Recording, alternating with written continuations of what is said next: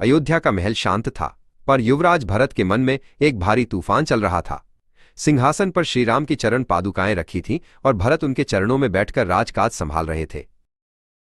हर सुबह जब वे उठते तो ये विचार उन्हें घेर लेता, ये मेरा स्थान नहीं है, मैं केवल एक सेवक हूं जो अपने भाई की धरोहर की रक्षा कर रहा हूं। ये भार उन्हें सोने नहीं देता था।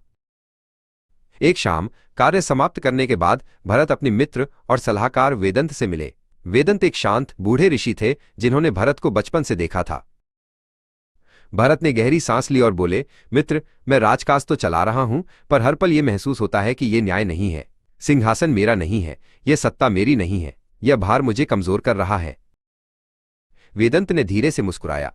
उन्होंने एक दीपक की ओर इशारा किया जो हवा के झोंके से बार बार बुझने वाला था, पर फिर भी जल रहा था।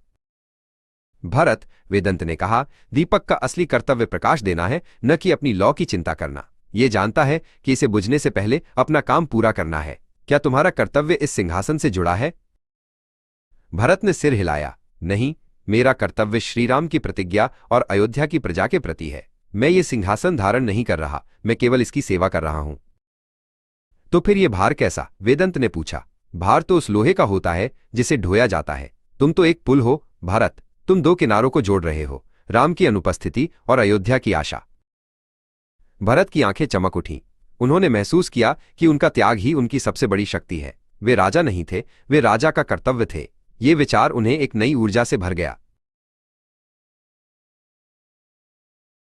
उन्होंने प्रतिज्ञा ली, जब तक श्रीराम लौटते नहीं, मैं एक क्षण भी अपने कर्तव्य से विचलित नहीं होऊंगा। वो तूफान शांत हो गया। अब उनके हृदय में केवल सेवा का संकल्प था, जो प्रेरणा की एक अटूट ज्योति बन गया। उन्होंने प्रतिज्ञा ली,